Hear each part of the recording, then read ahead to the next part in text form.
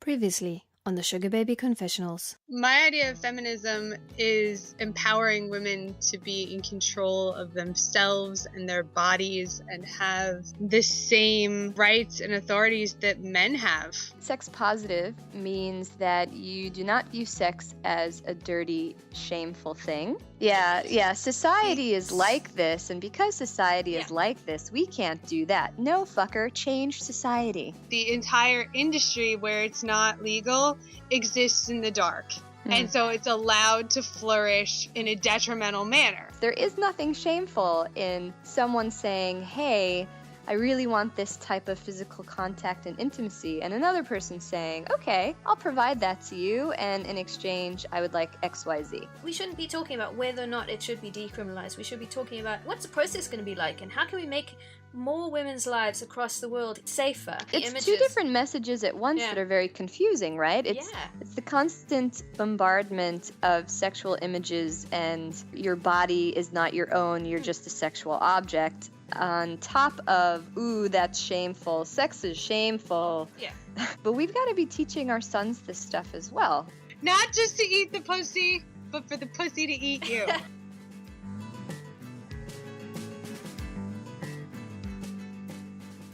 Welcome to part 2 of our feminist segment, in which we look at sex work and mental health, the state of modern dating and its impact on how we view romance, incels, sex and pop culture, as well as addressing the stigma sex workers face. Yep, it's a lot. Joining me this week is Lauren, a consultant with a background in psychology, and the hilarious host of the Good Sex, Bad Sex podcast, journalist Bibi Lynch, and ex-sex worker and comedienne Miranda Kane. This is the Sugar Baby Confessionals.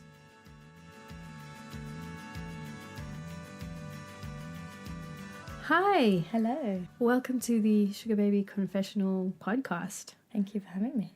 Can you tell me who you are? Who the hell am I? So my name is Lauren, proud feminist through and through. I have a psychology background. I'm not a qualified psychologist by any means, but I've been working in the field of psychology for about 10 years, including studies. But I have a particular I guess, for the area about attachment and about how kind of we interact with each other. Thanks, that sounds great, because I know very little about psychology, although I do get attached to people and things, probably more than is healthy. I'm hoping that we can use your psychological knowledge as a lens to kind of examine feminism and how it relates to the whole sugar baby thing. I asked Lauren if she thinks there are some commonalities with people who take up sugar babying or sex work, apart from having no other choice, to quote Kath from last week's episode. There's a wide variety of reasons I think that someone might go into this particular relationship. I think that we'd be fooling ourselves if we thought it was a brand new age thing. I mean, for centuries and centuries, women chose partners based on money or title or power and what they could be provided for. So in that sense, sugar daddying and sugar babying is just a revamp of something that's kind of as old as the dawn of time. What's happened is with the growth of feminism and with a kind of progression in society, women have become so much more independent that it now seems a very outdated, objectifying way of looking at relationships. So I think that's the first thing to say about it. And, other possible reasons could be intimacy issues, that people can kind of compartmentalise sex in their head away from intimacy, and that they may be quite able to shut off from it, and it's seen more as a transaction or a business transaction or something, as opposed to getting into a physical relationship with intimacy involved. So that could be something that someone's avoiding intimacy, or they have difficulty with it, or that they're kind of wanting to try something new. I imagine there's a lot to do with a power balance, enjoying the feeling of someone who's the sugar daddy is essentially kind of in control. They're the one that's got the money, they've got the power. Ruby has time and again disputed this notion. She thinks that it's the sugar babies themselves with the power. But it's interesting that Lauren takes it for granted that it's the daddies that call all the shots. It's sort of that dom-sub relationship where you are relinquishing and you kind of just are there to be looked after. And for women that maybe have children, it's very stressful, or a high-powered job, maybe that's something that's quite refreshing for them. It could be as a result of growing up in a household where you're used to being gifted a lot. You're used to getting what you want, or perhaps, being spoilt with gifts, or the complete opposite, that you perhaps grew up in a household where you were completely starved of any attention. And that is the way now that you are making connections with someone, is through essentially being bought and being treated, as opposed to being seen as a person who could engage in an interaction without needing to be paid or bought or whatever else. So those are some of the reasons I think maybe, you might well choose that as opposed to a normal relationship with someone who's maybe more of an equal, or where there's not this kind of bought-sold transactional business aspect to it. I'm not sure how much information to give Lauren about Ruby and Madeline, as I want to get her unvarnished opinion on what she thinks the long-term psychological effects on sugar babies could be, and how they can focus on self-care and protecting their mental health. Still, because I know a lot more about the two sugar babies, it's a little odd to hear Lauren's opinions on what might lead someone to choosing this lifestyle. And certainly both of our sugar babies can and have been involved in relationships without being paid. The fact that Lauren's list is mainly made up of negative things just seems out of kilter with my experience of my two friends. But I understand that without being able to point to specifics, Lauren is trying to extrapolate on more generalized scenarios. I guess it's just a pity that these scenarios all seem to be unhappy ones. Not necessarily even maybe sexual abuse, but if you've experienced some sort of abuse as a child, your ability to disassociate from your own body might become something that you're quite used to doing. And so if you are able to kind of close your mind and body off from each other, either to get through whatever's happening or whatever else, then that kind of neural pathway in your brain opens up, and it becomes a lot easier to do that in terms of lots of other things. One of the things I never got to talk to Ruby about in depth is the sexual abuse she suffered as a child. We do touch on it in an earlier episode, but she's always downplayed the effects of her experience on her life and choices. But to be clear, Lauren knows nothing about Ruby and Madeline's situations or past experiences, so bear this in mind. A lot of women feel they can go into prostitution because they can separate themselves off and it's not such a big deal for them. But I wouldn't say it's a prerequisite, but there has been something going on where they don't need to necessarily get emotionally attached to what's happening. It's just a physical act. I'm not sure if Lauren is saying this disassociation is bad. She seems to be implying that it's an inevitable after effect of coping with early trauma. But does that mean it's a bad thing in and of itself?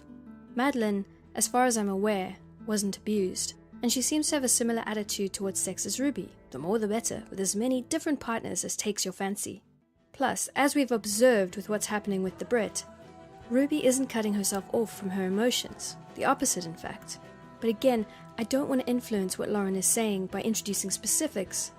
Without doing sort of full research or calling up full research papers, you can't kind of generalise. But I think becoming a sugar baby is, a form of prostitution. There may be some love involved in some of the sugar daddy, sugar baby relationships. There may be some sort of intimacy, and perhaps that grows with time. I mean, not as with most relationships, but perhaps that grows with time. But, women especially are taught that sex is a very emotional act. And this is something not only that biologically there's some relevance to, that we release oxytocin after we have sex, which is the bonding chemical, which makes us 8 times more than men, apparently. 8 times more than men, exactly. So we feel that bonding. Our bodies actually make us want to be close to the person and create this bond feeling. Particularly after we orgasm, but sometimes after, just after having sex as well. But there's a certain element as well of society imposing. Society's been telling us for a long time, women are very emotional. Women always feel things. So women and casual sex is, in terms of the whole history ever, a fairly new thing, because before that was very frowned upon and women weren't supposed to. But there is an aspect when a woman has sex of allowing a man into her body, and whether it's a consensual act or whether it's something that they're doing for money or whatever else, it is an invasion of a woman's body. You're letting them in. And so you also have to be, as a woman, in a sense, warmed up and ready for that. And you'd have to wonder, for someone who was being bought or having sex for money, what does that imply about that invasion? How much do you want that body? Is it about that person and making that connection, or is it about what you can get out of it? And how, if your mind and body aren't connected up in that way, what kind of complications that might give. Everyone loves money, right? So that could probably get quite addictive in itself when you buy a woman for sex, or whether it's in an agreement or not an agreement. What the man is saying is, I don't want what's inside your head. I don't want what's inside. I don't want your thoughts and feelings and hopes and dreams, or maybe possibly even who you are as a person. What I want is this outer shell, and that's what I'm paying for. I'm paying to be allowed to play with your outer shell. And I think psychologically that can have a long-term impact on a woman's self-esteem, for example, because if you're being constantly told what matters is what's on the outside, What matters is I'm paying for what's on the outside. They might feel the woman is pleasant company, perhaps, or whatever. But if it was a true and intimate connection, perhaps there wouldn't be the need for the transactional side of it. It would just be a normal relationship where one partner spoiled the other more than, you know, perhaps other people would. So I think for a woman's self-esteem and how she feels about herself and her connection to her own body, that can have long-term impacts on how she views herself and how she perhaps perceives, maybe after that relationship with that sugar daddy ends, how she then forms connections and relationships with other partners subsequent to that. I do find the idea of the mind-body connection with relation to sugar babying and sex work interesting. Is Lauren saying that she thinks it's severed in doing this sort of work? This clearly isn't the case with Ruby, as we said before, but one gets the sense that Madeline may have felt this, certainly in her online dealings with the men she encounters before they even get to the sex. She's become jaded and disillusioned, describing these interactions as not worth it. But when it comes to the idea of sex positivity, I'm torn.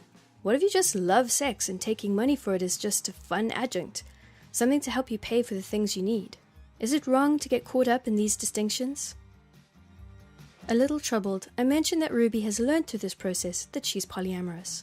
I think there has to be a clear distinction about polyamory and sugar daddies and sugar babies. Polyamory is a relationship dynamic that specifically involves intimacy, specifically involves love and different people being in love with each other at the same time or very fond of each other at the same time, and there being a lot of respect about boundaries and rules and working that out. That may happen at some point within a sugar daddy, sugar baby relationship, but the transactional side of buying someone eliminates intimacy, and I feel like that's deliberately so. You know, although it's very open and honest and out there, you know, like I'm buying you for this or whatever, the intimacy bit is not there. So I think there should be a clear distinction about that and polyamory.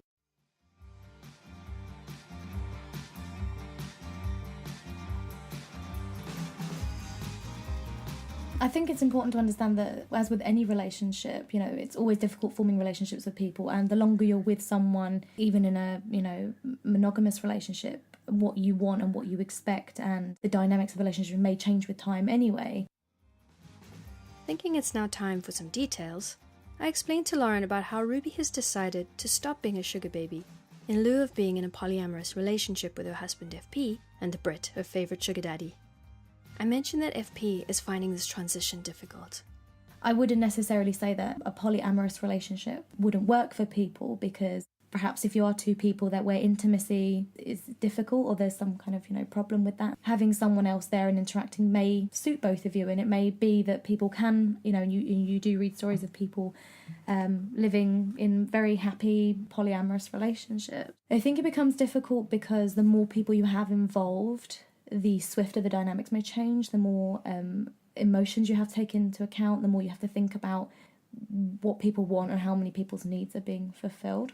The odd one out thing. The odd one out, yeah, is this person actually, and I can imagine for Ruby's husband, you know, for her to kind of go over the boundary of, hey, this is not just fun anymore, this is something serious. You know, what does that mean for him? Is his favourite person place now jeopardised because, you know, he was favourite person because of their love, and if she now loves someone else, the rejection and the jealousy that may come with that is probably pretty immense. And I think also when children are involved, it can be very difficult because children do need stable environments, whether it's, you know, it could be that a polyamorous relationship does work with children. I mean, I think there would need to be more research done on that. I think most of it's done through sort of Mormon families and things like that, but, you know, in terms of actual research done within polyamorous families, how stable environment that is for children, I don't know, but in lots of cases, if it's not stable, that can be very damaging for young people to understand, especially as they go into their teenage years, about how sexual relationships work, how normal romantic relationships work, and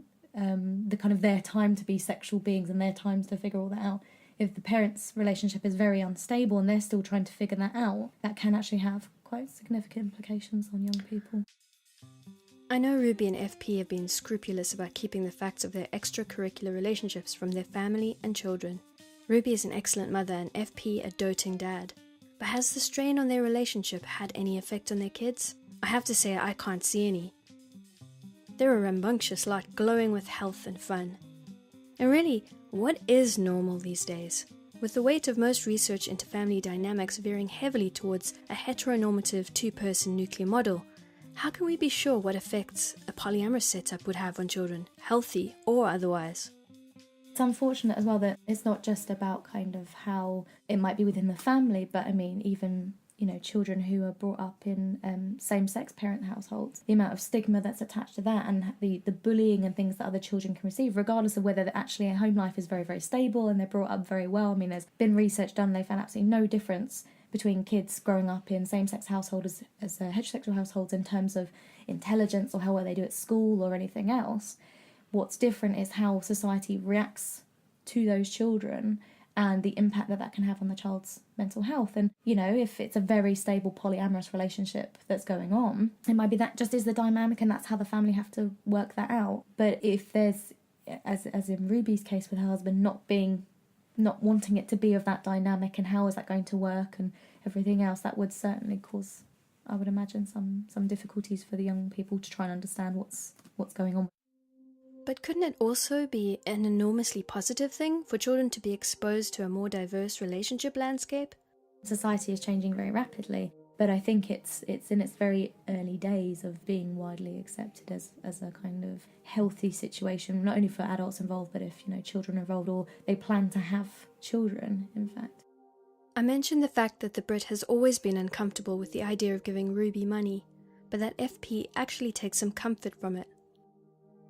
And again, there it relates back to the intimacy part, right? Yeah. So the money served as a barrier for intimacy. And now because she is developing feelings about him, what she is getting in touch with is that the money barred the intimacy. And that her husband is saying, well, actually, I want to maintain that there because that's actually, again, what keeps me as favourite person. Like, I don't have to give my wife anything in order for her to sleep with me. So I imagine that's a very frightening prospect for everyone involved, because once you take the money out of it, the power dynamic changes. It becomes very ordinary. Can you progress into a normal relationship? Once you've been so used to that with that person, how does that dynamic change?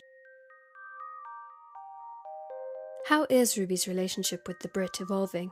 Will he still pay for all their dates? How long will he continue to pay her allowance before it becomes awkward? Will he ever be integrated into her family, hang out with her kids? Up till now, he's studiously kept himself separate from all dealings with her children and FP. This is probably wise, considering what Lauren said about maintaining stability for them. But what about if the relationship deepens even more? What then? I imagine for the sugar daddy as well, that he began on a process of being comfortable buying a woman. And I mean, not kind of casting aspersions on this gentleman at all. I don't know him or his background or anything, but there has to be a particular mindset for a man to be comfortable to pay for a woman, and not just as someone who's very generous, but again, as we keep calling it, as a transaction, as a business arrangement. So, you take that away, some of his power goes, some of his control perhaps goes, the intimacy part starts coming in, and you don't know how perhaps the gentleman feels about intimacy. I explained that the Brit has told Ruby he loves her too, but that he has way more reservations about the possible success of their relationship. In describing it, I remember the way he spoke about their romance using similar terms to a business venture. You can catch the whole interview in episode 9. It's interesting as well that he's embarked on a relationship with a married woman. I mean, there's plenty of sugar babies around who aren't attached, and perhaps actually he saw her marriage as a very protective factor. He saw the fact not only was there the money, but there was the marriage. This was never going to end up as an intimate situation, and perhaps as they've both developed feelings for each other, that's become an incredibly confusing dynamic, because that's maybe not how it was supposed to have evolved. It was supposed to stay in this very business-like dynamic. But as with every relationship, and particularly with casual relationships, even in the kind of normal dating world, casual relationships have very short shelf lives for a variety of different reasons. But, if you're seeing a guy very casually, barely texting, you meet up every so often, have casual sex, there will come a point where one of you will probably want more, or you'll want to stop it.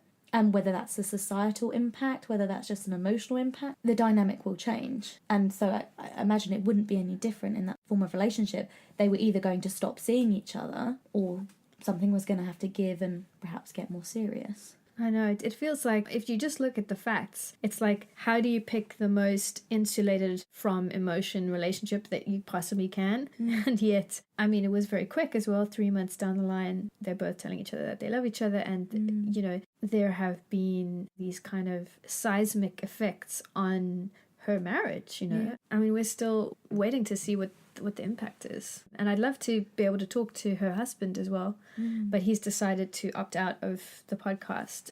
It is funny that Ruby and the Brit started out in the most transactional of possible relationships. Money for sex and companionship, further insulated by the fact of Ruby's happy open marriage. I'd love to tell you FP's side of things, but since he's decided to opt out of the podcast, I want to respect his wishes. However, Lawrence speculates on his possible state of mind. He was turned on and excited about this idea before because he had control and he had knowledge, and she would come back and tell him about what was going on. And, you know, to a certain extent, he's almost like the dom in a dom-sub relationship, even though the sub is very submissive. Obviously, they're actually holding all the control. So he was saying, yeah, it's fine for you to go out and do these things with these men. I consent to you doing that. I allow you to go out and do that. What he did not consent was for her to fall in love with someone else. In his mind, that's where the actual embarrassment of actually being cheated on may come in, because now it feels real. It feels like a real relationship that his wife is having outside of him, as opposed to some sort of sexual fantasy. There is an issue of consent here. Ruby's having to move very carefully around FP's feelings because, lest we forget, this whole thing began with them both wanting to enjoy the frisson of sexual heat created by their mutual cuckolding fantasy. He was getting what other men had to pay for, but there is a sense of for FP much more than for Ruby. When the fantasy became flesh, it caused seismic disruptions in his interior world. I mean, I would hope for them that, you know, that they can resolve it either through therapy or through, you know, just having a lot more communication with each other and stuff. I mean, affairs have been, you know, happening since day dot and couples needing to work on them. But this obviously has this extra dynamic to it where he was sort of aware, but, you know, not aware perhaps of the full extent of their relationship. I bring up Madeline and her situation, how it seems like the money has always been more important to her than the fantasy element. Does Lauren think that Madeline's negative experiences of the men on these dating sites might have long-term mental health implications? Well, in that sense, she's done the much more stereotypical version of prostitution, essentially. I think it's difficult. I think if you are aware of your own objectification and you can say, I'm aware I'm being objectified, I'm not okay with it, but it is fulfilling something for me, you might be able to step outside of it a little bit and be like, okay. But I think there is something very significant and very important when you begin to treat your body as if separate to yourself. Madeline and Ruby are very clear that they find taking money for sex empowering. Again, it's very strange to be talking to someone who takes it as a given that exchanging money for sex is, by its very nature, debilitating to the psyche. You've heard from our sugar babies. By this point, you must feel like you know them, at least enough to judge whether or not you think they feel used or obliterated by these transactions. We're not looking at other people's experiences. We're looking at theirs, their own wholly unique adventures. What do you think? Remember, Lauren doesn't know what you know.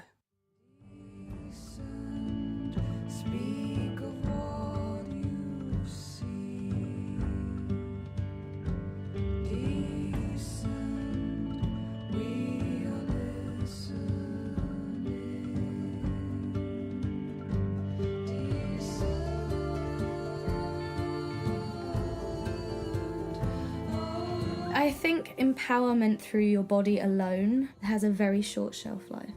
But I would imagine that there are very few women who get into prostitution, sugar babies, etc., who have not had something happen, who have not experienced something that allows them to disassociate. And if it's about money, if you said to any woman, hey, I will give you the same amount of money to be a singer, an actor, whatever they wanted to be, how many women do you think go, nah, I think I'll sleep with strangers instead, thanks anyway? The draw of the money overrides a lot of stuff. Like, I think most women would choose to do something else if they could. Ruby, for example, is perhaps a slightly different case in that she didn't necessarily need the money. It was more the excitement part of it. But again, you have to wonder what sort of happened in that dynamic that, you know, the cutting off and the disassociation is somewhat easier and not so much of a problem. Again, I don't really see Ruby as disassociating herself during sex. If anything, she throws herself into it wholeheartedly, even with people like Mankini, whom she wasn't really attracted to and who did that annoying thing where he kept draping his hand over her face. Still, Lauren is not alone in making a judgment about people who work within the sex industry, even if on the fringes, as being cut off from their bodies, their emotions during sex, and seeing no alternative. Last week, Catherine, our guest co-host, expressed very strongly the thought that a large percentage of people sell sex because they have no other choice. So this is a common preconception about sex workers. When I've talked to strangers about this podcast, often they'll be shocked that I'm describing Ruby as one of my best friends, i.e., she doesn't fit into this convenient box labelled whore. This tendency towards othering sex workers, lumping them into one homogenous group, is rife. Victims, powerless, damaged. But clearly, based on my two buds, this isn't always the case. Why is it that people seem to need to cast them as sad, put upon victims of trauma? This may be true of some people, but the women I know are strong, independent, owning their goods, and taking charge of their libidos. Don't get me wrong, I'm for casual sex. If women are totally for it and, they're really in their own mind about everything else, I think that's fine, but I think you have to be doing it for the right reasons. I ask Lauren what, from a feminist perspective, the right reasons might be. I'm not damning people that want to become sugar babies. I think there's a lot of factors that contribute to someone wanting to do that. It might not all be negative, it might not all be, bad self-esteem or experiences or circumstantial because they need money. How long can that go on for? Whether it's a societal thing that society tells you, you can't do that, you have to make a choice at some point, or whether it is really a biological thing that actually feelings do start to grow. And I think if you ever have to sell your body in order to receive intimacy, speaking of someone who's very much about attachment and the psychology behind that, just for me, the minute that your body and your brain are not working in tandem, I just think it can cause problems long term, and not necessarily just about that relationship, but perhaps how you view all relationships. Some people who are prostitutes, sugar daddies, they have husbands and partners, and they say, it's no problem. I go to work, I do my thing, I come home. But how true can that be? How does your brain actually know every single time who to disassociate with? Can they honestly say they never ever disassociate with their partner? They never ever try and connect with someone that they're sleeping with? I just think it's such a complicated dynamic when you've got to actively choose when to be present and part of that moment with someone. I'm not sure how I feel about the concerns Lauren's expressed. As I mentioned, I feel like there's a tendency not just with her, but with many people I've spoken to about the podcast to reinforce certain stereotypes about anyone associated with sex work. That's why I was so delighted that Miranda Kane and Bibi Lynch of the excellent Metro podcast Good Sex, Bad Sex agreed to chat to me about pop culture, sex activism, fidelity, and back massages. I hope you can hear the quote marks in my voice. As a journalist and broadcaster also happens to be one of the funniest women on Twitter, as voted by the Huffington Post, Bibi is the perfect foil for Miranda Kane, ex-sex worker, now comedian and writer. I couldn't wait to chat to these two ladies, particularly since there appears to be a definite similarity between their dynamic and Ruby and I. Vanilla versus Rocky Road, anyone? Hello, ladies. How are you? Hello. Morning. Can you introduce yourselves? My name's Miranda Kane, and I'm co-host of the Good Sex, Bad Sex podcast. And I'm a comedian. But before that, I used to be a sex worker. So I guess I'm the naughty sex when it comes to the podcast. You're the bad cop of the bad sex. I'm the bad cop. Yeah. Right. Yeah. And Bibi, who the hell are you? Well, really good question. I'm the frigid cop. I co-host Good Sex, Bad Sex with lovely Miranda Kane. I'm a journalist and I'm a broadcaster. I'm almost 5'2", and I famously, she says, had a sex column in GQ magazine for a year and managed to not have sex the entire time I had the page. So well done, me. That's quite an accomplishment. I think we'll all agree. Thank you. So tell me a bit about Good Sex, Bad Sex. Why did you feel like it was the right time for a podcast like this, talking so honestly and hilariously about sex? Because the Metro asked us to. They said they pay us, and we said yes. No, I think we're both quite open and honest about sex, and I think in this day and age, because you've got so many things that people can do from their own homes or can put on the internet so easily, so things like podcasts make it so much easier for people to outreach to other people. And for me personally, I think it was quite important to do a show with two women talking, because you just don't get that on commercial radio. There are no commercial radio shows in England that have got two female presenters, because they still have this bullshit the idea that people won't be able to tell the difference between our voices. It's so frustrating to me. So for me personally, I wanted to do a podcast regardless of what it was, but just, with another female presenter, because I just think it's really important to get that kind of representation out, which is the boring answer, I'm afraid. The other answer is that it's just fun to talk about sex. It's funny. It's one of the funniest things you can do, like clothes off and on. And there was quite a lot of things that I wanted to learn about as well personally, and wanted to explore from all the things that I tried when I was a sex worker, and people always ask me questions about it. So this was a great way to just get it out there in a non-kink shaming kind of way. And Bibi? Well, how the fudge am I allowed to follow that? Okay, so yes to everything Miranda said. I think what's really good for me doing this with Miranda is she has, I hope this isn't the wrong word to use, Miranda, like a more of a political take on it than I do. And I kind of love that, because I haven't not thought about it in that way, but I haven't thought it as fiercely in that way. And I kind of love that. It's opening my brain up to that. In terms of why I started it, I mean, it's a gig, but also it is just really funny, and it's intriguing. I've written about sex more than I've had sex, obviously, and I kind of like to keep my hand in, as they say. It's kind of never ending, isn't it? We've all got something to say about it, or to recoil against about it, and I think it's a rich seam to mine. I ask the ladies if they ever get weird responses when they talk about the more risque topics on the podcast. I actually had someone at a party, just me telling her the premise of my podcast, recoil from me in horror. Have you been eating garlic dip? Maybe that was too much for possibly. Me. I do tend to rub garlic on my face and body before I leave the house, so maybe that was it rather than... No, but I was really surprised. There's other podcasts like the Savage Lovecast. I don't know if either of you have listened to that one, where, they discuss, everything. Dan Savage basically is an agony aunt for sex stuff in the US.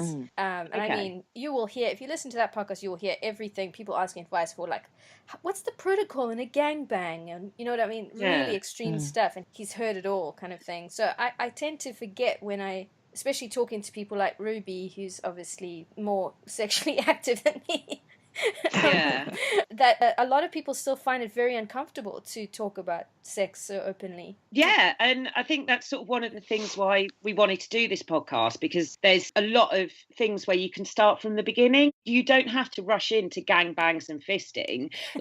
We've started slowly and worked our way up. We've got ones that are just about whether we can handle casual sex, for instance, and that was just very much more on the vanilla scale. I think it doesn't have to always be right. Let's launch it. You need some lubrication, my darling. But also we need, because we talk about it a lot and we've written about it and all this, we perform about it. We do have a different line to cross, and people that are listening don't have that line. They do have that line, and it's nearer to them. And so you have to kind of cater for everyone, don't you? But also, I don't know about you, Miranda, but I kind of, because we both write blogs for Metro, I remember being intrigued at the fierce blogs, the ones that were doing so much traffic, were things about pegging. And I was like, Googling pegging. And so for me to do the podcast, one of the joys as well was kind of just finding out what you kids are up to. Finding out now, or what, again, maybe we've always been doing it, but what we're talking about doing. But I do think, you're right, Miranda, I think you can ease in gently. I don't think you need to have the shocking stuff. The other thing is, there's research sort of implying that millennials, which I'm too old to be a millennial, but that they don't have sex, and which I find very strange. You think it's an age where everything is on the table, or up the bum, or whatever. Yeah, but that's part of it, isn't it? I guess if things are taboo, you're drawn to it more. And I think the intimate, seductive appeal of the late night DM, and you're tweeting from your little bed in your darkened bedroom, I think people don't want to have the hassle of actually meeting up. You can just kind of fuck via DM. I think that's why a lot of people are maybe having less sex. What do you think? I think it's just all a bit of a letdown, because we sort of fall, we get in contact with people using internet dating sites, and this internet dating thing, I think the bubble is about to burst. And I was one of the first people onto internet dating. I was doing it before it was even internet dating, when I had to introduce them as my cousin, because that was less embarrassing than saying I met them on the internet. That is how back I go. Even in Norwich. Even in Norwich. And so now you have this society where we're all going on internet dating sites and it's swipe left and it's a game and it's not, oh, hello, hi there, my name's Miranda and I really, I was intrigued by your profile and I'd really like to get to know you a bit more. Now it's just like, hey, babe, you are, do you know what I mean? Like, and that's not, or dick pic. That's not, or a dick Oh my pic. God. Yeah. And that's just not enough to start a conversation. Like, that just makes me go, I don't want you to touch me, let alone, anything. It does start some conversations. The first dick pic I ever had unsolicited was some bloke just sent it to me, and he had the brightest, whitest pants I've ever seen. And all I wanted to do was ask about his wanting detergent. Me too. I need to know that. I've never been able to keep any white garment stain free. Exactly. I'll give you his number. Well, because imagine if women sent vag pic. I think men would actually struggle to know what they were. Do you know what I mean? Yeah. Yeah, I've struggled. I've got one. What is this? Is this like the tundra in the Sahara? I don't know what's happening. Oh God! See a doctor. Why has it got teeth? I don't know. That's just mine. Oh, sorry. I wrote something about this recently for Metro, actually, about if women send stuff, what they do. And women tend to go more in on, it made me cringe. Women tend to go in, with a DM going, your tweets are so funny, you're so clever, and then, build it up from there. Yeah. But there's been men would just say, they'll be having a casual kind of tweet relationship with someone in public for ages, just friends, and then one night the girls had too much baby sham and it's a picture of her tits, unsolicited tit pics, and then one did say that the girl he'd had one date with sent a picture of her knickers like really pulled tight so you could see everything. That's kind of coy in it. It's quite sweet almost. Very shy girl. Very shy girl. Because the men just don't seem to have any shyness, so they just boom, dick pic, dick. Yeah. There you go. So why would you want to jump into bed with that? Also, it was in that story, that cat person story, where she said, I realised halfway through shagging that I'd fallen in love with the WhatsApp persona, with the guy who was texting me, not the actual person. Yeah, and I also just think we're coming together now as women and we're realising that men are trash. They're not all trash. Spoiler alert. Miranda, you said that you think internet dating's ending. What do you mean? Why? Where's it going? I think people are going to get back more and more into face-to-face dating. I do a little club night, and I always get emails like every week saying, "Oh, can you do a speed dating event? How do I get to meet people?" And they want to come to the club, but they're so shy about meeting people. So we have meetups, we have a Facebook group, we have all these options for them to meet people face-to-face. And because not a one of them wants to go onto an internet dating site, we have all these discussions all the time on my Facebook group, just about how everyone is, like, we post up pictures of the terrible messages each one of us is getting fucking terrible internet dating sites. So I know, it seems like such a sort of sterile thing, and not just that, people's self-confidence being obliterated because they're just being like... Oh, let me tell you the worst story ever, and this isn't actually about me, but two things. First of all, shut up. There's a cruelty that comes from it, and I think that comes from it because it's that sweet shop mentality. Yeah. People, men and women, think there's, don't like that one's shoes, swipe. It's a bit like Chandler when someone had two big nostrils and he didn't like them, so he dumped them. Although, to be honest, I would go down that route. But a friend of mine, this is so awful, started a relationship with someone just through messages and really fell for that persona. And some people, bloody hell, do they hone their persona? I mean, it's quite genius, isn't it? Anyway, this girl fell for this bloke. They were talking for months. They arranged to meet, and she got really excited. And she genuinely thought something could happen in this relationship. And she met outside the allotted venue, stood there nervously waiting for him, and a car drove up and slowed down and didn't quite stop, but slowed down enough in front of her. Wow. And the window was wound down, and the man shouted out, "You wear too much fucking makeup," and drove off. Oh my God. No. But was that the guy? Yeah, that was the guy. Jeez. Fuck off. But this is what I mean. It's almost like this sort of callousness or something. It's exactly like Bibi said, the sweet shop mentality. Yeah. Like, I've got another 5 of them on the go. Why should I stop for this one when I can just... Ugh. Sorry. But I do think it's encouraging that you say that it's moving away, because I personally, I've been on Twitter. I'm trying to pitch this. Come on, girls, let's get a commission for this.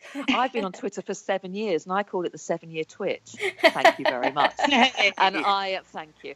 In which case, I love it still, but I'm not emotionally involved in it anymore. And I was emotionally involved in it. It became too real, and now I'm craving my old friends. And I'm craving real again, in the way that you were saying, Miranda, that people are craving. Yeah. And it's brilliant. I mean, you go anywhere, in any bar, you don't meet people in the bar anymore because everyone's looking on their phone to see who they're chatting with on there. And it's bullshit. So we do need to change that. Copyright the sex toy called the 7-year twitch. And what happens is you stick it in your pants and it vibrates every time you get a notification. So I hardly leave the house anyway. Don't make it less likely. I wondered, do you guys both still feel quite hopeful about romance? I mean, it sounds like you do. I get really frustrated when people think that you're either having sex all the time and you're poly, or you're off on one, or that you're settled down and that's when you have your romantic love of, sitting in and watching Netflix. You can be both. You can have romance, but you can also be quite promiscuous. That's okay. So is that a duck? No, I mean, you know what that was? That's so hilarious. I just decided my back was aching, so I decided to switch on my back massager as I was talking to you. I was like, it's off. Good Lord. I mean, cut that. Let's just say that. Put that in. Enter that. That's the award winner. Shut up, Kane. I was seeing on Twitter, Bibi, you waxing nostalgic about hearing about a person that you'd known from a random stranger or something, like an ex-boyfriend, an old boyfriend from...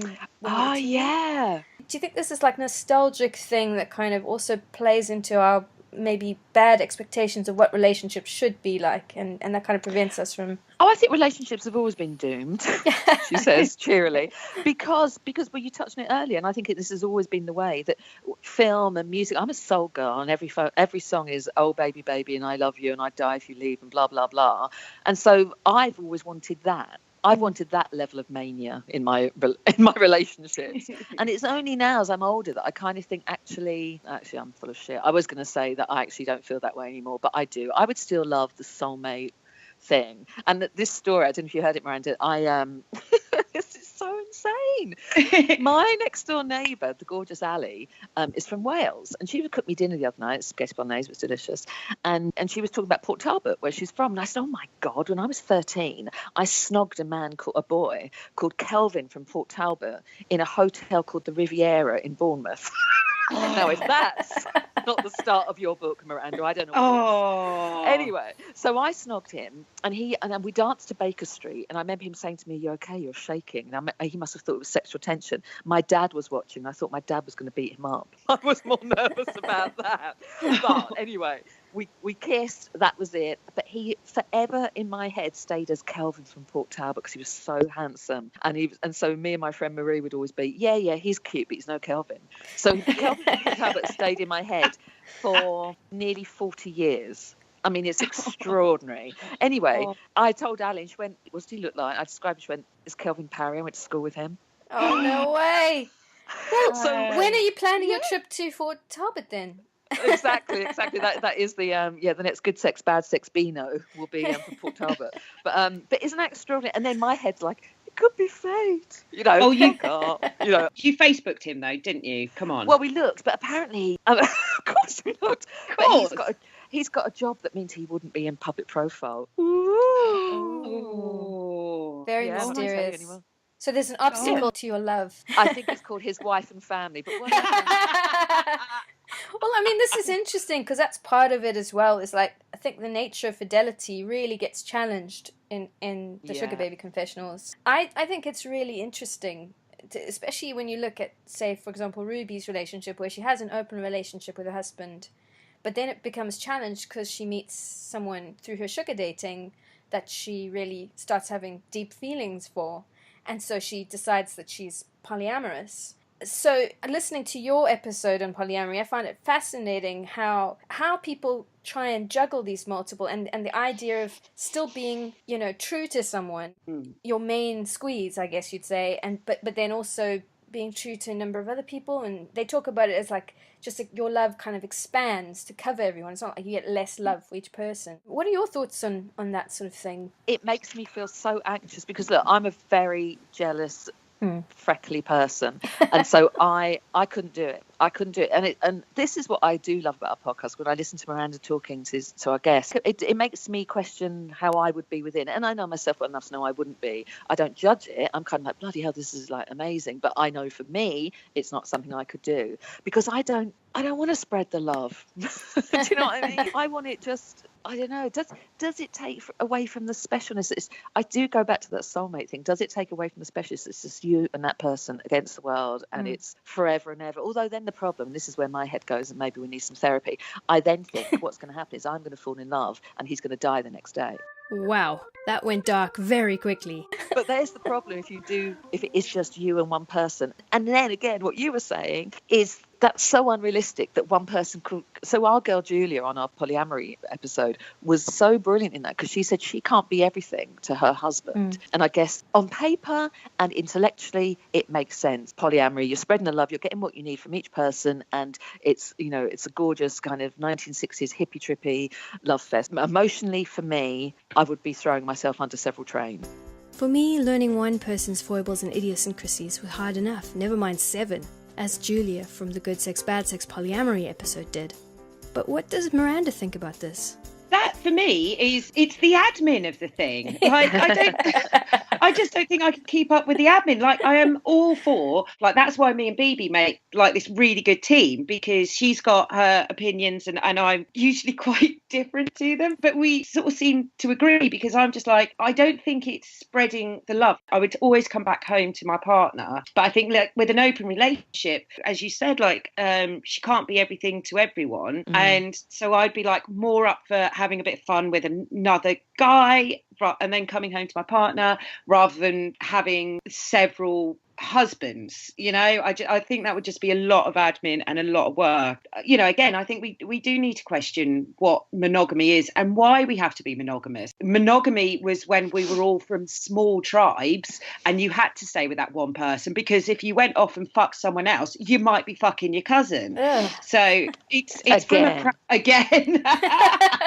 This wasn't even one you met off the internet. So now everyone is everywhere. We don't have to stick by those rules for genetic reasons. So I think it is time that we were open about exploring different options. And fucking everyone I seem to meet these days is polyamorous or in an open relationship, and they're not monsters, they're engineers and teachers and just normal people. You don't have to be in a rock band or or some kind of crazy career. It's a normal thing these days. For me, just emotionally, I couldn't. So I remember asking this, and I can't remember what you said, Miranda. As someone I knew years ago said to me, she would get emotionally attached to a lump of wood if she slept with it long enough. So I don't know. So how, if you were seeing several men or just several people, men or women, how do you not get emotionally attached, even if you hate them? And then how does that not affect your main relationship? I think because you are seeing so many people, so you have that main relationship, and that's where your emotions lie. Like for me, when I was doing sex work, I had proper relationships. I had boyfriends, and we always knew that was the person that I was more intimate with, because we were the people who would talk together, we would laugh together, we had in jokes, for me, I get much more turned on and I feel much more stable with someone that I can have an in joke with, or I can hold hands and go to the cinema with, or someone who will just text me in the middle of the day and go, oh, hey, I saw this and thought of you. For me, that's intimacy. Sex isn't. Sex is just sex, and it's fun, and it's something that fulfills a need, and it's the kind of closeness you feel from that. We were speaking to someone and she said it is actual chemicals when you sleep with someone, and when you orgasm with them, then actual chemicals are released, and I can't remember what they are now. I think it's oxytocin, isn't it? It is and they're released. So that's what your relationship with them is oxytocin, and that makes a lot more sense. And but it's the same as like when you giggle with someone, and when you can have a laugh with someone, when you see them and you light up, and it's like you're describing our relationship, Miranda. Oh, it's beautiful. Many sugar babies tend to separate themselves from the sex worker fold. citing the fact that there's usually a deeper relationship involved in their interactions with sugar daddies than there is with escorts or prostitutes. Miranda disagrees with this idea. I absolutely see it as sex work. It's within the sex work umbrella, and people who are sugar babies, it's the same with people who like to call themselves burlesque dancers or erotic dancers, or I'm a webcam model, and they don't see themselves as falling under the sex work umbrella. But sex workers, we will stand by you. If anything happened to a webcam model, sex worker alliances and agencies will, we will hold out our hands to them. So for me, it's a solidarity thing. And I'm like, you are sisters, you are part of this. And it's a shame if people decide to distance themselves, when at the end of the day, you are getting money for a sexual service. You are getting money for your time. That is sex work, no matter what it is, whether it's posing on a webcam or whether it's dancing, you are getting paid for a service that is a turn on. I tell the ladies about Lauren's assessment of a hypothetical sex worker and the possibly deleterious effects, in her opinion, that sex work could have on a woman's psyche in the long term. I mention that this troubled me because I know 2 sex workers really well.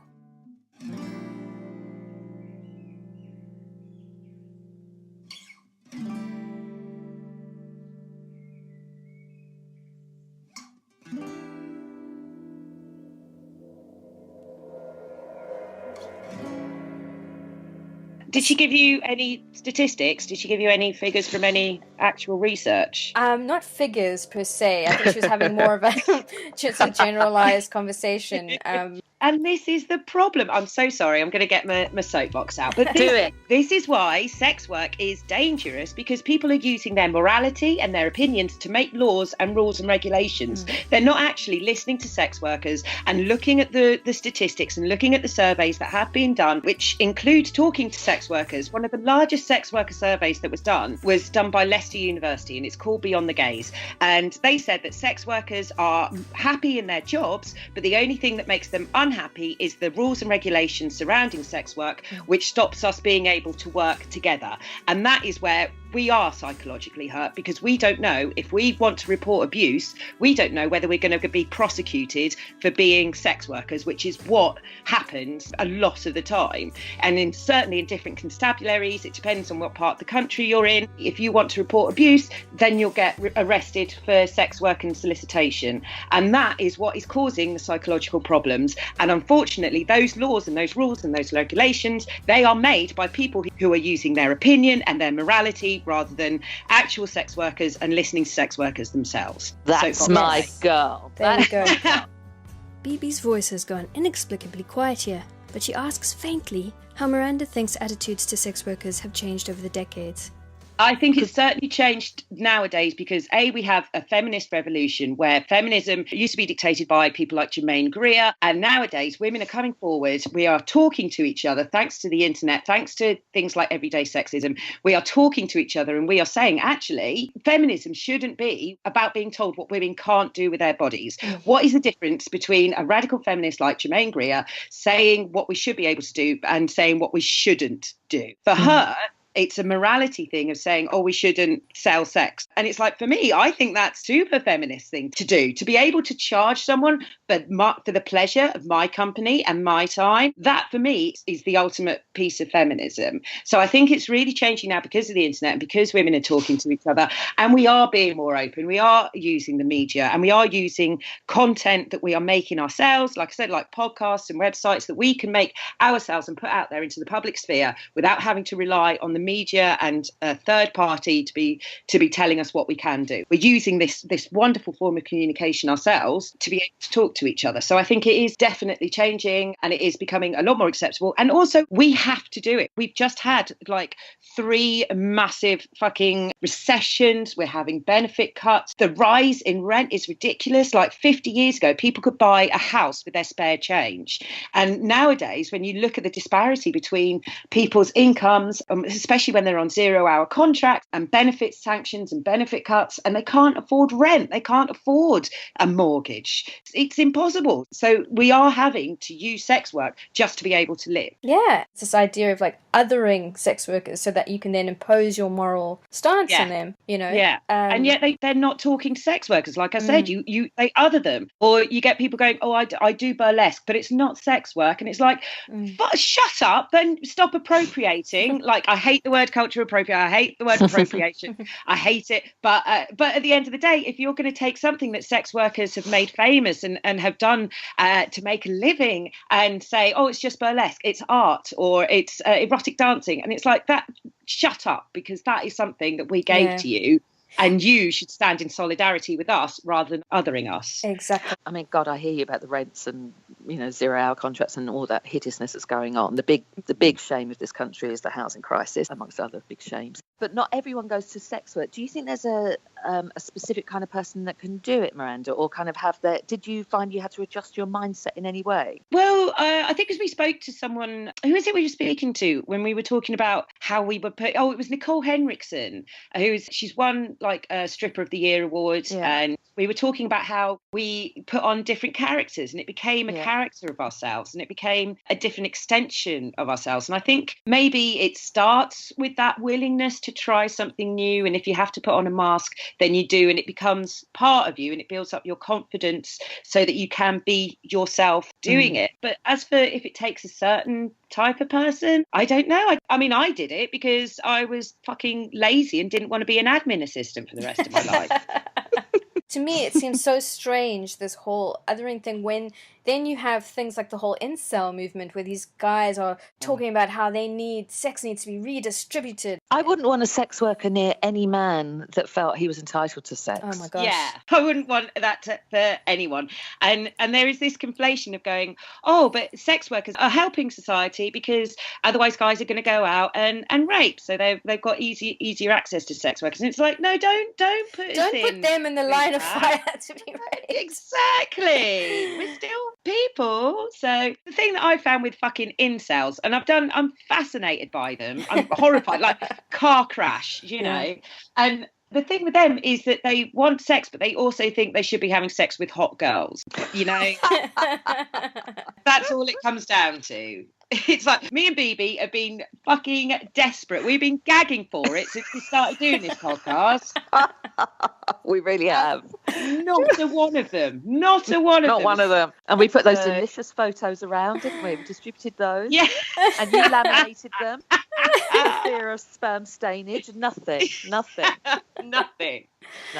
But can I just say as well that I find this interesting for me, that the whole, your podcast and our podcast, it is opening my mind, and I love that. Same. I love to be 92 and finally rethinking things.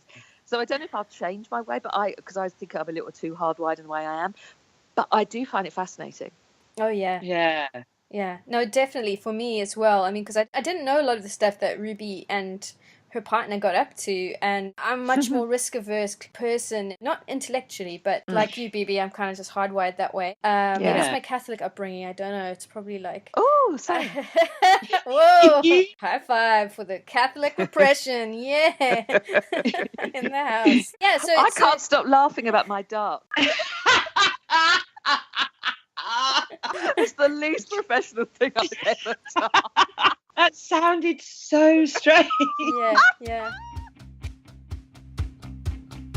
So I thank you so much, both of you, for spending time chatting to me. She's got a duck to get back to. Duck, yeah. Mm-hmm. Yeah, I'm so sorry about that, but it has made me laugh so much. But before you go, tell me where you can get hold of the podcast and where people should be looking out for you, and if you've got anything to promote or plug. Miranda, do you remember where it's at? If you go to iTunes or your podcast provider and search for Good Sex, Bad Sex, then it should come up, I think. But it's on like Podcast Addict and Stitcher and iTunes and everything. And also go to metro.co.uk and put in either of our names, and our author pages come up, and all our blogs and the podcasts are attached there. Can I do a little sneaky plug as well, please? Of course you can. I hate to say plug in the context of sex, but also my Bibi Does Soho show on Soho Radio, on which Miranda will be guesting very, very soon. So you'll get more of this duck. I'll bring the massager. I've got one as well. Sorry. Mm-hmm. Just in case you want to hear more about my sex working adventures, I've got a little audio sitcom on Audible called Slaving Away, and it's got me in it and John Holmes, Hugh Dennis, Richard Herring, and Giles from Buffy the Vampire Slayer, which is very exciting. What? Hey, bitches! I saw that on your website, and I'm so excited to listen to that. I mean, all of those people are amazing, so I'm dying to get into that. Oh, lovely. Why didn't I get a screen for Bibi Does Soho? I've already been listening to that for ages, so I'm kind of fine. I'm used to the the amazingness of that. So, so look, send our love to Ruby. I will do. Bye. All right. Bye. See you soon. I began this with the idea in mind that I could help to protect my friend during this process. One of the main things I worried about, apart from her physical safety, was the state of her mental health. How would this process affect her? In speaking to Lauren, the crucial issue she seems to be saying is why you're doing it. If it's to fill an emotional gap or to compensate for a lack of intimacy, yes, it may be dangerous. Again, she doesn't know the ins and outs of Ruby's history or her current situation, so this is all based on Lauren's personal opinion and conjecture, as well as her psychology background. But she places a lot of importance on the idea of attachment and the dangers inherent in detaching emotion from sex on a regular basis. Because Ruby seems to have decided to pull away from her sugar baby activities, this may not be relevant to her anyway, but I wonder, could this start happening to you without you knowing it? And is this detachment for people with more unusual predilections or sexual appetites actually not be such a bad thing? Miranda, an ex-sex worker, is an excellent example of someone who is the living embodiment of a healthy, sex-positive person, having emerged unscathed from her experiences and even thriving. She enjoyed putting on a persona, her sexy mask, and gets gloriously annoyed when people assume that all sex workers are desperate or suffering from some sort of trauma. And in fact, there's research, as she mentioned, which backs up what she says. In an article in Psychology Today from 2014, Professor Zana Vrangalova writes that there is a very interesting Swiss study based on 193 sex workers coming from a variety of different contexts. Apart from the discovery that 45% of this diverse group said they liked the job and wouldn't want to quit, the researchers posited that the findings indicate that poor mental health directly related to the social conditions these people find themselves in. So far, so no duh, right? Maybe, but it's good to see some actual research delineating this line of thought. And it went further. When the researchers collated their findings in terms of where their subjects worked, how much violence they experienced, plus the level of social support they received, several clusters formed. And, as the good professor points out in her fascinating piece, quote, when they looked at the mental health profiles of the women in the different clusters, they saw marked differences. On one end of the spectrum were the women in Cluster 4. These were virtually all non-European, working out of studios or brothels and experiencing low levels of social support, high levels of pressure, violence, and rape as part of their work. Their mental health was, understandably, in poor shape. 90% had at least one psychiatric issue. On the other end of the spectrum were the women in Cluster 3. They were of mixed European origin, worked mostly in studios or as escorts, experienced high levels of social support and relatively little violence, pressure, or rape outside of work, and little to none within sex work. Their mental health was quite admirable. They were very similar to the general US female population in prevalence of depression or any psychiatric diagnosis, and were actually in much better shape when it came to anxiety or PTSD. 2% and 0% reported past year anxiety and PTSD respectively, compared to 23% and 4% of US women in general. The two other groups were somewhere in between these extremes on their mental health. A more recent paper published by the University of Leicester in July 2017, this is the one mentioned by Miranda, explored 160 scholarly documents on the subject of sex work and mental health. Outlining the causes of poor mental health amongst sex workers, the writers identified the following issues. Quote, exposure to violence and trauma, being forced into sex work by social disadvantage, trafficking and exploitation, bad working conditions, stigma, low autonomy, and lack of social support, with social stigma being highlighted as one of the main reasons of anxiety and depression. Ruby is different to many people in that I really think that, if not for her fear of hurting certain family members, she would throw off her anonymity, stigma be damned. But for many sex workers, the fear of being judged or reported to the authorities prevents them from seeking help or support for mental health issues. Unsurprisingly, research shows the criminalization of sex work exacerbates this social stigma. Yet another argument in favor of decriminalizing. One particularly interesting thing was that this paper addressed strategies sex workers use to cope with the toll taken in dealing with the stresses of the job, including, quote, selective outing, disclosing to certain people in certain circumstances, identity management, peer support, pursuing increased autonomy at work, finding economic alternatives, and self-care, end quote. But these coping mechanisms were dependent on, quote, structural and situational factors, such as access to education and social support, end quote. To really help sex workers, the paper suggests, practitioners, people like Lauren, hoping to assist these people, need to adopt a, quote, resilience-based lens, end quote, framing them as agents and not reinforcing stereotyped notions about sex work, like it's inherently traumatic, as this can lead to them ignoring specific problems individual sex workers are dealing with, making it hard for them to open up. And there's another interesting side to this issue. The sugar daddies themselves. We're not going to look at why men look to sex workers for intimacy in depth because time, but a recent Men's Health article from May 2018 examines this topic. Men, it seems, are in crisis when it comes to mental health. When you think that the suicide rate for men is much higher than it is for women, is it any wonder that many of them use sex workers to express emotions or assuage loneliness? It's also been noted that men don't tend to seek help for depression, facing their own form of cultural stigma, which prevents them from seeking more traditional forms of support. Whatever the client's reasons for approaching them, this support is also a potential stressor for the sex workers, who take on the role of therapist, confidant, and fuck buddy, all while trying to maintain their own boundaries, or the detachment that Lauren spoke of earlier. In the article, 4 sex workers and what they've learned about men's mental health, Stacey Swim, former escort, expresses this idea. Her work with clients who pushed the boundaries of their relationship from transactional to personal, as she says, took an emotional toll on her. Quote, I had to get my own therapy so that I could be more whole in these moments, says Swim. Ruby began this process wanting to help the men she encountered through these moments of loneliness. A part of her was deeply fascinated by the psychological motivation behind paying for sex, and since it was complementary to her personal fantasy of hers and her P's, it seemed like an added bonus. But Swim, who has since trained as a counselor, says the idea of acting as a, quote, in-between service for men on their way to help with that hurting isn't necessarily a good idea. Why? Quote, when they come to non-therapists for therapy, what they want is enabling, she says. They don't actually want to grow. Ruby would argue that she's grown a lot from her experiences, and while the stigma does seem to chafe, her mental health seems okay. I mean, she and FP are going to therapy, they're working through the issues brought up by incorporating sex work into their personal lives. As for Miranda and Bibi, what a delight it was to talk to them. Remember, you can catch us chatting to them about the Sugar Baby Confessionals on your favorite podcast player. Just look up Good Sex, Bad Sex.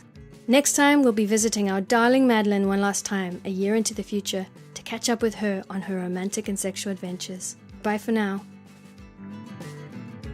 This podcast was produced and edited by me, Sarah Mae Chusin, with help from Beth Keane and Mike Scott.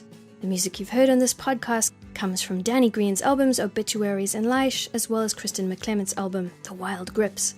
As ever, you can find out more about Leish by going to leishmusic.com, LAISHmusic.com, and hear Kristen's work at Kristen McClement. Send us any questions to fablegazers@gmail.com. Tweet us at @fable_gazers or take a peek at our lovely Instagram account where fablegazers one word. Rating, reviewing, and subscribing is very much appreciated and helps to keep us going. Names and details have been changed to protect the anonymity of those involved. This has been a Fable Gazers production.